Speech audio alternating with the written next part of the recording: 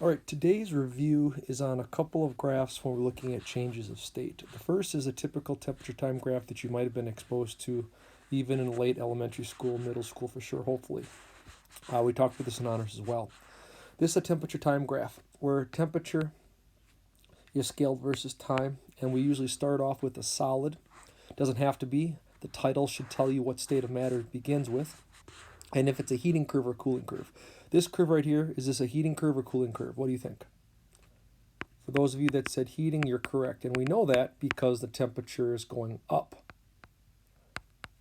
Okay? And as the temperature is going up, energy is being absorbed by the material. So energy is coming from the surroundings. And the energy is going in to the system, or the substance in this case, whatever this material may be. Okay, so since energy is going into the material, the molecules are doing a couple different things. If the temperature is increasing, we know temperature is directly related to kinetic energy. And kinetic energy is equal to 1/2 mass times velocity squared. That equation is on your green sheet in your chem helper. Okay, 1/2 the mass times velocity squared. So as the temperature is going up, the material's kinetic energy is going up, and the molecules are moving faster. Okay, so we have three sections here: section 1, 2, 3, 4, and 5. In sections 1, 3, and 5, the temperature is going up in these sections, and there the molecules are moving faster. They're speeding up. So the energy of the surroundings, let's say it's a stove, we put a pot of water in a stove, the energy of the stove is going into the pot of water. The water itself is the substance, and because of that, it's heating up. Okay, its molecules are moving faster and faster. But the two flat sections, there isn't a temperature change. So the energy is still going into the system, but it's not causing the temperature to change, and therefore the molecules are not moving any faster. What's happening in sections 2 and 4? In 2 and 4, we have the phase change. We have a solid being converted into a liquid. We have the melting point in this problem, okay, or the phase change melting. And then in number 4, we have the liquid being converted to gas. So where is that energy going? We talked about this in enthalpy, so this is a review of that. The energy is not going into making molecules move faster. The energy is going into completing the phase change, because the intermolecular forces are lowest in solids. They are the largest in the solid state. They are the smallest or lowest in the gas state. So we have a very large IMF in the solid state because the molecules are very tightly packed together. In that pictorial example that I shared yesterday, the molecules are tightly packed together. All they can do is vibrate. They have very strong IMFs holding the molecules together in a rigid pattern. To go from a solid to liquid state, we give them more. We talked about this briefly. It's not in the national example. We gave them more entropy. The molecules are allowed to move past one another, and so the energy is going into breaking those strong IMFs to weaken them, to allow the molecules to move past one each other and become a fluid. The last state, which is going from liquid to gas, we break even more IMFs to allow the molecules to separate from one another. A gas particle has enough energy to break away from the intermolecular forces that holds it in the liquid, and now it travels off as an independent particle. That takes energy as well. The second flat section, the second phase change, the boiling phase change, is always greater than the melting. It always takes a lot, the section is a lot longer. Now, section 4 in this graph is not nearly as long as it really would be in real life. The boiling point takes so much longer to complete. Why? It takes so much more energy to break. To go from a liquid to gas, there's a lot stronger IMFs that we have to break, and we have a really big drop in IMFs when we go from liquid to gas because the particles get so far apart from each other, they are very low IMFs.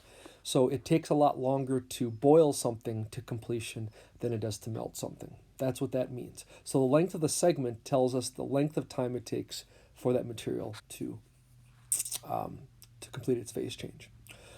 Section 1, remember, it only has one state of matter. It is a solid only. During section 2, it's both solid and liquid together until the phase change is complete. In section 3, it is just a liquid. and then in section 5 it is just a gas. So during the flat sections you'll have two states of matter coexist until the phase change is complete. The ascending, or if it's a cooling curve, the descending sections are single phases only. And there the materials are either molecules are moving faster, speeding up, or they're slowing down if it's a cooling curve and the temperature is dropping. Okay? One last thing to note, the slopes. The slopes of 1, 3, and 5 are not all the same. In this graph, I believe the slope, if you look at it, the slope of section 5 is much steeper than the other two sections. What does that tell us? That tells us that it heats up more quickly. Therefore, it takes less energy to heat a gas particle up than it does a liquid or a solid. So the slope of the line tells us how quickly it heats up. And if it's heating up quickly, that means its specific heat. If you remember the specific heat, the amount of energy it takes to transform a material per gram a degree Celsius, the specific heat in the gaseous state is smaller than the specific heat in, let's say, the liquid state. So because the specific heat does change based on the state of the material. So solid ice heats up differently than liquid water does. So each phase, the specific heat of the material, the C value in the equation, which I'll show in the next page, does change. The state of matter does change that value. So I just want you to be aware of that. Now, on the national exam, I don't think you'll see that. When you are using the equation mc delta T, when you're calculating the amount of heat absorbed by the material, C, the specific heat, if it's water, they're going to probably keep it at 4.18 joules per gram degree Celsius or Kelvin. They're not going to change that number if it's a solid or gas. They'll keep it at 4.18. But I want you to know in real life that number is different. The state of the matter also changes the specific heat of the material. Just something for you to be aware of. But I don't think it's something you have to worry about for this national exam coming up. Okay? Now let's answer questions 1, 2, and 3. We've already kind of answered question 3. The steepness of the graph tells how quickly it heats up.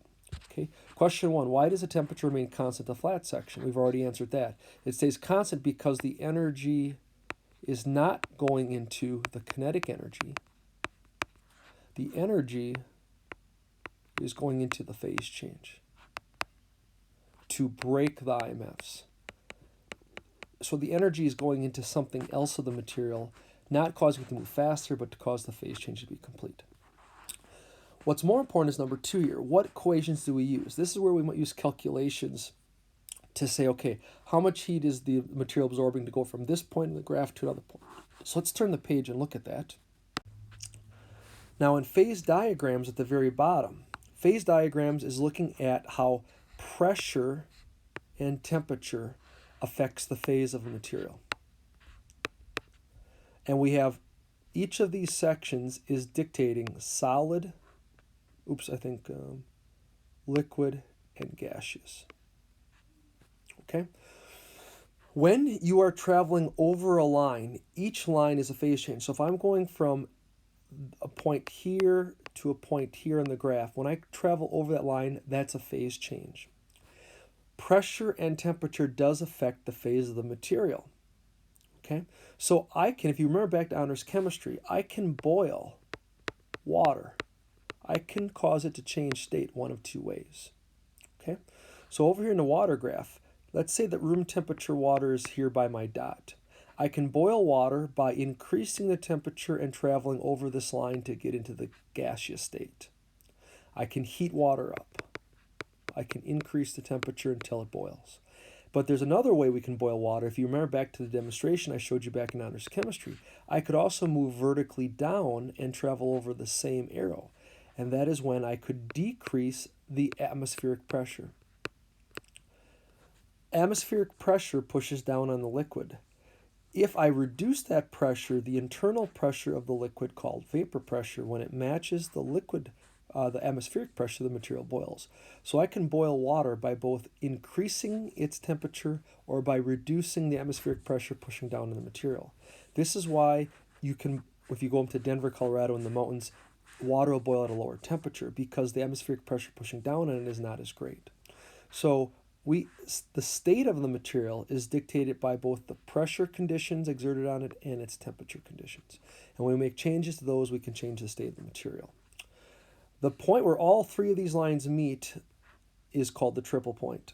The triple point is where all three states of matter coexist. So a material is melting and boiling at the same time. Okay, these are all things you can look up in Google and look at videos if you need some more background information on these things.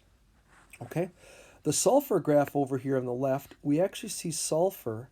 It has 4 sections, and that's because sulfur has both rhombic sulfur, which is a solid state of sulfur, and it has monoclinic sulfur, which is just ordinary normal sulfur, which has got 1 atom per particle. Rhombic sulfur's got 8 particles of sulfur per particle. So here, it ends up having 2 solid states of material. When we have multiple solid states, we call those allotropes. And we can change an allotrope of sulfur to another allotrope of sulfur. We can convert from solid sulfur to solid sulfur by changing either the pressure or temperature conditions.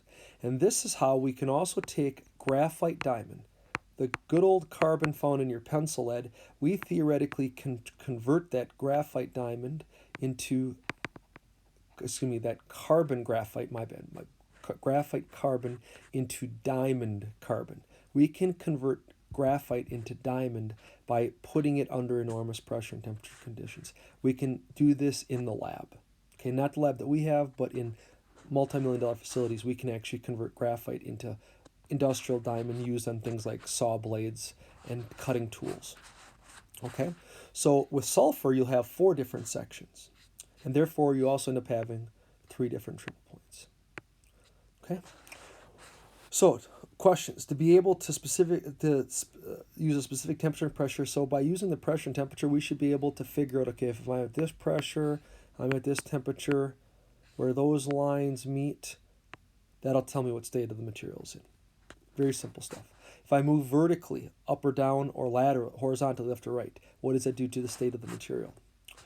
Okay, one last thing I want to mention about phase diagrams.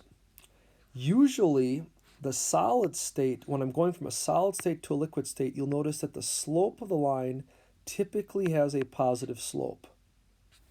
Okay, so when I'm going from a solid to a liquid, you'll notice that that line on that graph tends to have a positive slope. Water is very unique. Again, water has so many unique properties. Water, the line actually goes in the reverse. It's got a negative slope. What does that mean? Water, if you think about water, what's unique about it is that its solid state floats on its liquid state. The solid state is less dense than the liquid state. This is quite rare. Not many materials have that. So the slope of the solid to liquid line, that tells you which state of matter is more dense than the other state. So over here in sulfur, rhombic sulfur is more dense than monoclinic sulfur, and monoclinic sulfur is also more dense than the liquid state because they both have positive slopes.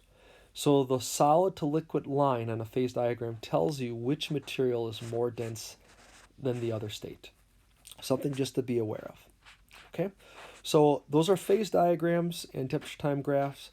Just something I wanted to review with you guys. If you have any questions, again, please don't be afraid to send me out an email or a text. Also, for those that are listening today, again, tomorrow at 3 o'clock, I plan on doing a video conferencing. If you want to attend that lecture and if you have any questions to ask, please pop on in, let me know, and I'll be glad to answer your questions and go through things maybe a little bit in more clarity where I can talk back and forth to you.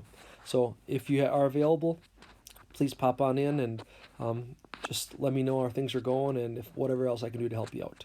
Thanks for listening. So in sections 1, 3, and 5, because the temperature is changing, we are going to use the equation Q equals mc delta T.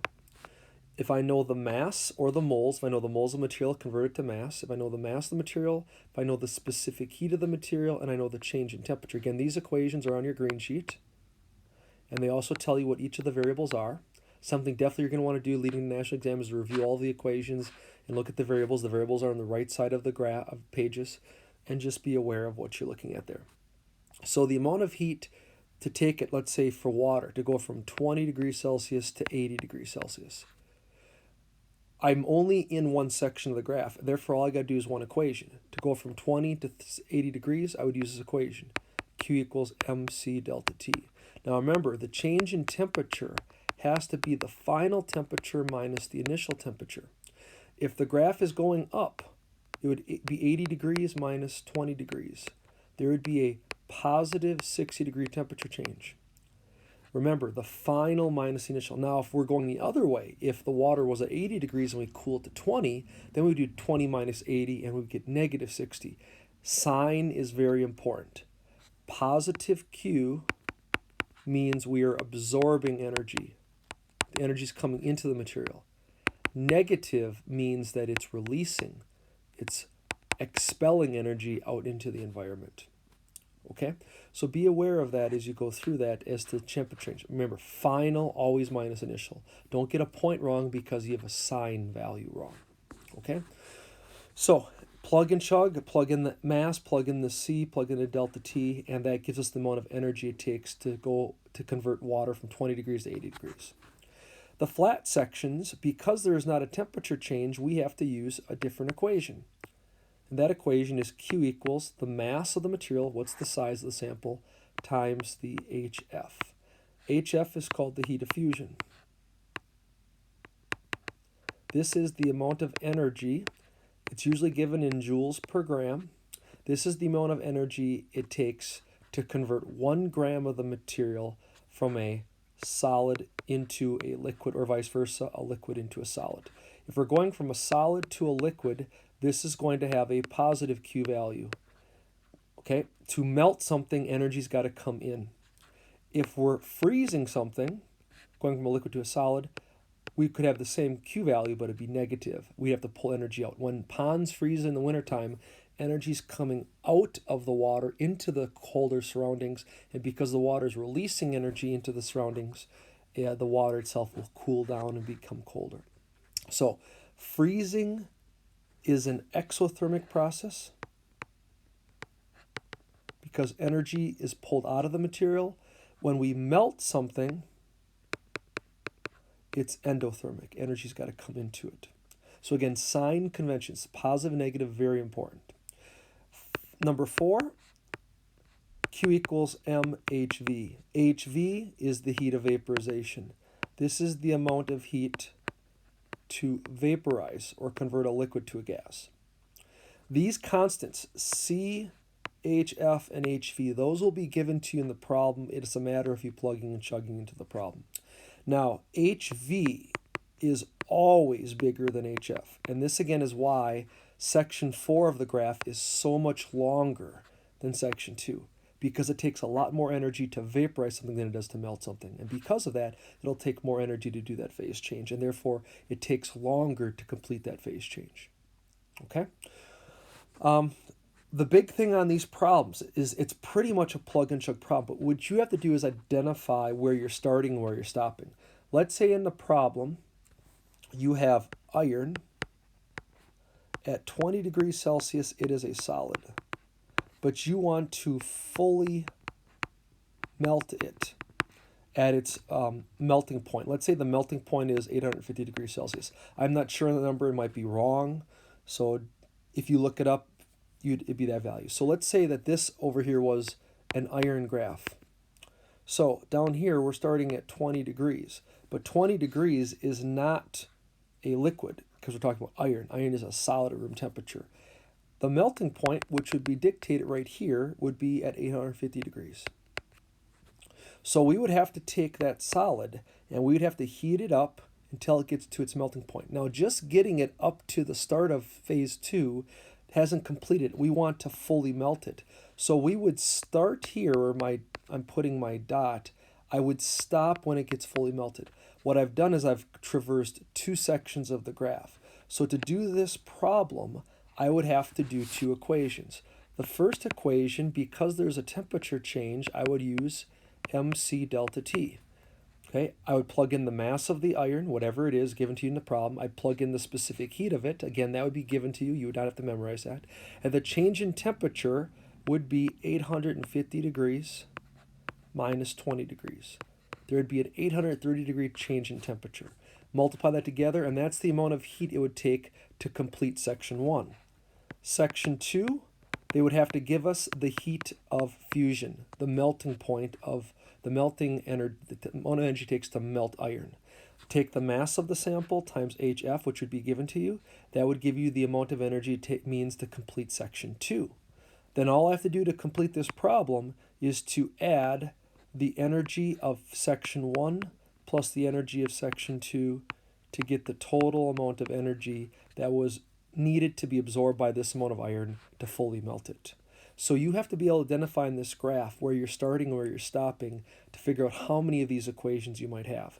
If you are doing all 5 sections, you would need 5 equations, which I do not expect to see because this exam is so short. I expected if there would be a problem on here, 1, maybe 2 sections, no more than that. Okay? I'm going to turn back to the previous page and look at phase diagrams quickly.